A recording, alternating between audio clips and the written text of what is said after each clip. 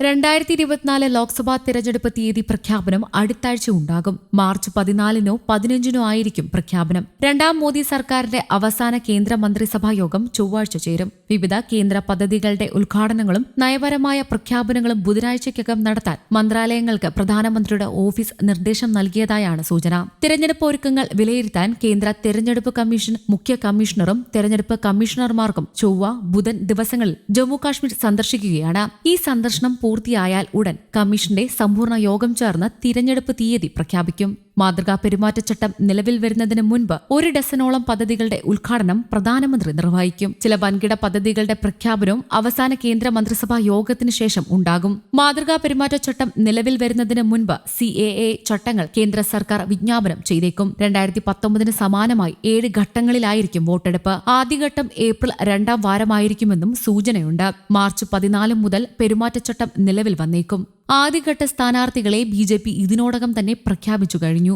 195 പേരടങ്ങുന്ന പട്ടികയാണ് ഭരണപക്ഷം പുറത്തുവിട്ടത്. പ്രധാനമന്ത്രി നരേന്ദ്രമോദി, അമിത്ഷാ, സ്മൃതി ഇറാനി തുടങ്ങിയ പ്രമുഖർ പട്ടികയിൽ ഇടം പിടിച്ചിരുന്നു. അതേസമയം ഇന്ത്യൻ സഖ്യത്തിൽ സീറ്റ് വിഭജന ചർച്ചകൾ നടക്കുന്നതിനാൽ സ്ഥാനാർത്ഥികളുടെ കാര്യത്തിൽ അന്തിമ തീരുമാനം ആയിട്ടില്ലെന്നാണ് കോൺഗ്രസ് അറിയിക്കുന്നത്. BJP പോലെ തിരക്ക് കൂട്ടാൻ തങ്ങളില്ലെന്നും കോൺഗ്രസ് വ്യക്തമാക്കി. ലോക്സഭാ തെരഞ്ഞെടുപ്പിന്റെ സുരക്ഷയ്ക്കായി 3400 കമ്പനി കേന്ദ്ര സേനയെ വിന്യസിക്കും. ഇത് സംബന്ധിച്ച് തെരഞ്ഞെടുപ്പ് കമ്മീഷന്റെ ആവശ്യം കേന്ദ്ര ആഭ്യന്തര മന്ത്രാലയം അംഗീകരിച്ചു. വെള്ളിയാഴ്ച ഡൽഹിയിൽ ചേർന്ന തെരഞ്ഞെടുപ്പ് കമ്മീഷന്റെയും കേന്ദ്ര ആഭ്യന്തര മന്ത്രാലയത്തിന്റെയും സംയുക്ത യോഗത്തിലാണ് ഇത് സംബന്ധിച്ച തീരുമാനമായത്. തെരഞ്ഞെടുപ്പുമായി ബന്ധപ്പെട്ട് തിരഞ്ഞെടുപ്പ് കമ്മീഷന്റെ പേരിൽ സമൂഹ മാധ്യമങ്ങളിലൂടെ പ്രചരിക്കുന്ന തീയതികൾ വ്യാജമാണെന്ന് കമ്മീഷൻ വക്താവ് അറിയിച്ചിരുന്നു. വിവിധ സംസ്ഥാനങ്ങളിലെ ഒരുക്കങ്ങൾ വിലയിരുത്തുകയാണ്. അതിനുശേഷം വാർത്താ സമ്മേളനത്തിലൂടെ തീയതികൾ പ്രഖ്യാപിക്കുമെന്നും വക്താവ് അറിയിച്ചു.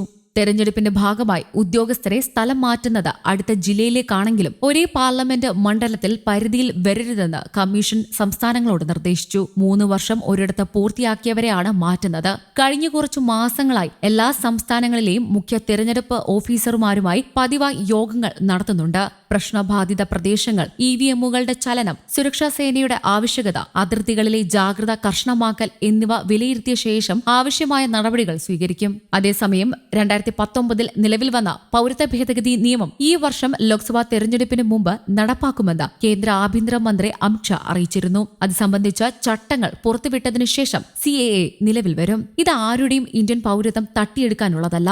ലോക്സഭാ തെരഞ്ഞെടുപ്പിന്റെ ഫലത്തിൽ യാതൊരു സംശയവുമില്ലെന്നും കോൺഗ്രസും മറ്റു പ്രതിപക്ഷ പാർട്ടികളും വീണ്ടും പ്രതിപക്ഷ ബെഞ്ചിൽ ഇരിക്കേണ്ടി വരുമെന്നും അമിത്ഷാ ഉറപ്പിച്ചു പറഞ്ഞു. നമ്മുടെ മുസ്ലിം സഹോദരങ്ങളെ പൗരത്വ ഭേദഗതിക്കെതിരെ തെറ്റിദ്ധരിപ്പിക്കാൻ പ്രേരിപ്പിക്കുന്നു. പാകിസ്ഥാൻ, അഫ്ഗാനിസ്ഥാൻ, ബംഗ്ലാദേശ് എന്നിവിടങ്ങളിൽ പീഡനത്തിന് ശേഷം ഇന്ത്യയിലെത്തിയ അവർക്ക് പൗരത്വം നൽകാൻ മാത്രമാണ് CAA ഉദ്ദേശിക്കുന്നത്. ഇത് ആരുടെയും ഇന്ത്യൻ പൗരത്വം തട്ടിയെടുക്കാനുള്ളതല്ല. വരുന്ന തെരഞ്ഞെടുപ്പിൽ BJPക്ക് 370 സീറ്റുകളും NDA 400-ലധികം സീറ്റുകൾ നേടുമെന്നും പ്രധാനമന്ത്രി നരേന്ദ്രമോദിയുടെ നേതൃത്വത്തിൽ തുടർച്ചയായി 3ാം തവണയും സർക്കാർ രൂപീകരിക്കുമെന്നും അദ്ദേഹം കൂട്ടിച്ചേർത്തു. 2024-ലെ തെരഞ്ഞെടുപ്പ് NDAയും ഇന്ത്യൻ പ്രതിപക്ഷ കക്ഷിയും തമ്മിലുള്ള തെരഞ്ഞെടുപ്പായിരിക്കില്ല, മറിച്ച് വികസനത്തിനും മുദ്രാവാക്യം വിളിക്കുന്നവർക്കും ഇടയിലായിരിക്കുമെന്നും ഷാ പറഞ്ഞു. കോൺഗ്രസ് നേതാവ് രാഹുൽ ഗാന്ധിയുടെ ഭാരത് ജോഡോ യാത്രയെക്കുറിച്ചുള്ള ചോദ്യത്തിന് 1947-ൽ രാജ്യവിഭജനത്തിന് തന്റെ പാർട്ടി ഉത്തരവാദിയായതിനാൽ ഇത്തരമൊരു മാർച്ചുമായി മുന്നോട്ടു പോകാൻ നെഹ്റു, ഗാന്ധി സന്തതികൾക്ക് അവകാശമില്ലെന്നാണ് അദ്ദേഹം പറഞ്ഞത്.